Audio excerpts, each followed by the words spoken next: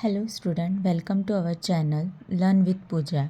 आज हम देखेंगे kinds of bracket for solving simplification example. जैसे कि मैंने पिछले वीडियो में आपको बताया था डीमास वाला रूल, अब उसी का थोड़ा एडवांस है जो है बोर्ड मास। कौन सा आता है वो वाला? बोर्ड मास रूल। मतलब कि अगर हमारे पास में ब्रैकेट्स है और उसमें हमें सिंप्लीफिकेशन के एग्जांपल्स मिले हैं तो हमें कौन सा ब्रैकेट पहले चूज़ करना है सॉल्व करने के लिए, वो बताया गया है। तो मैं सबसे पहले आपको बताऊंगी काइंड्स ऑफ ब्रैकेट्स कौन से होते हैं।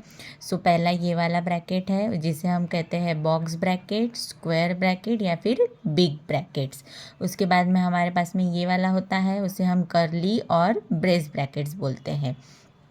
उसके बाद में ये वाला है उस जिसे हम सिंपल ब्रैकेट बोलेंगे या फिर राउंड ब्रैकेट या फिर स्मॉल ब्रैकेट्स।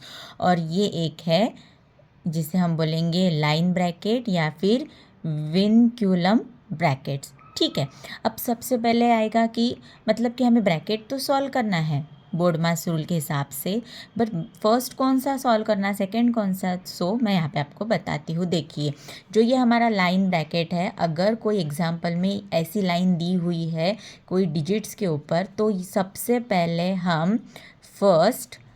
पहले हम क्या करेंगे, फर्स्ट ये वाला सॉल्व करेंगे। First solve this line bracket, फिर उसके बाद में सेकंड हम करेंगे ये वाला, सेकंड सॉल्व, फिर ये वाला करेंगे हम थर्ड नंबर पे सॉल्व, और फिर ये वाला जो रहता है ये वाला हमेशा हम कब करेंगे, लास्ट में सॉल्व करेंगे। क्या करेंगे, लास्ट में सॉल्व। उसके बाद देखो ये वाले हैं, ये बी को हम क्या कहेंगे, ब्रैकेट्स। बी को हम क्या करेंगे, ब्रैकेट्स। ओ का मतलब है यहाँ पे ऑफ, और ऑफ का मीनिंग होता है हमेशा मल्टीप्लाई। क्या करेंगे हम, मल्टीप्लाई। हमेशा ब्रैकेट के बाद वाला क्या करेंगे, मल्टीप्लाई। फिर उसके बाद में डी है हमारा डिवीज़न, एम है हमारा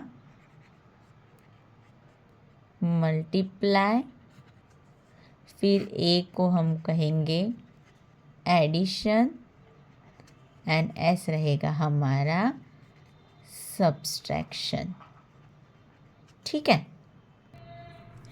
अब देखो जैसे कि हमारे पास में ये वाला एक एग्जाम्पल है जिसमें कि हमारे पास में ब्रैकेट्स भी है और ऑपरेशंस भी है। सो हमारे पास में सबसे पहला वाला ब्रैकेट कौन सा था, पहले लाइन ब्रैकेट था, फिर round bracket, then curly bracket and then square bracket था। सो यहाँ पे देखो सबसे पहले लाइन ब्रैकेट है क्या, नहीं है, तो हम पहले लाइन ब्रैकेट नहीं यूज़ करेंगे। उसके बाद में कौन सा है हमारे पास, सेकेंड राउंड ब्रैकेट।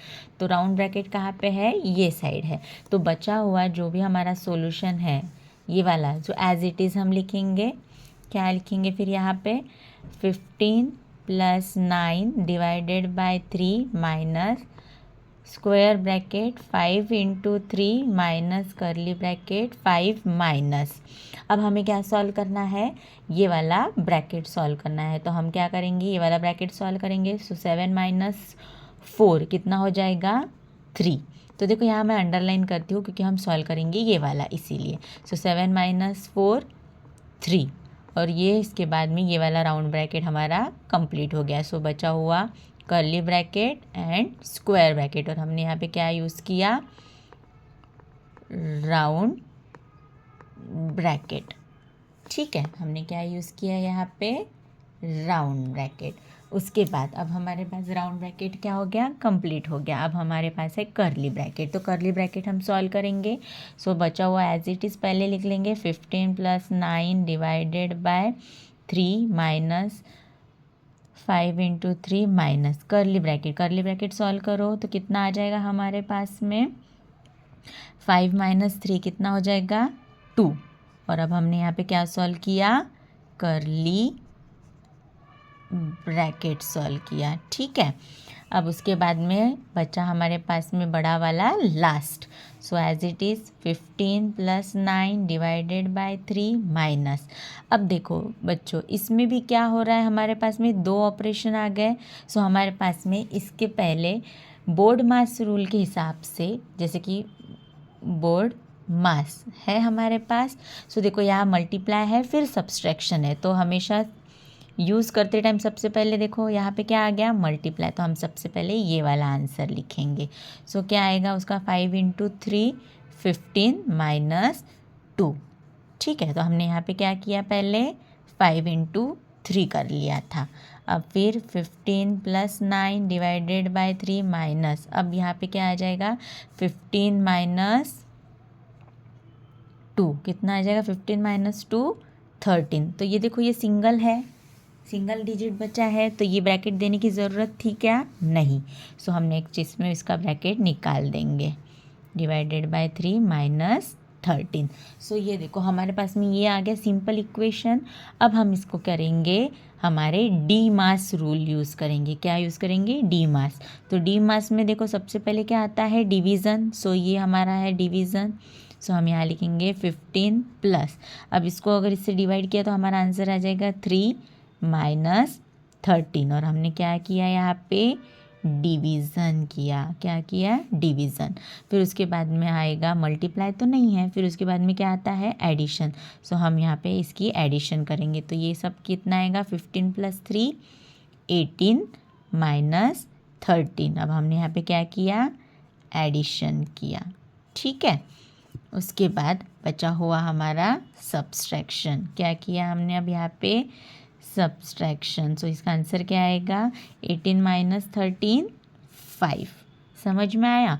और मोस्ट इम्पॉर्टेंट, हमेशा इक्वल्स टू के नीचे इक्वल टू देना ज़रूरी है। ओके, ये वाला जो है इक्वल्स टू के नीचे इक्वल्स टू देना इसीलिए ज़रूरी है क्योंकि ये स्टेप हमें बताता है, और ये जो है ये स्टेप्स के हमें मार्क्स मिलते हैं बोर्ड एग्ज़ाम में, या फिर सीबीएसई पैटर्न में भी सेम, स्टेट बोर्ड रहे या सीबीएसई रहे, हमें सेम पैटर्न मिलता ही है। ठीक है, सो ऐसा इक्वल्स टू साइन देना कंपलसरी होता है। ओके।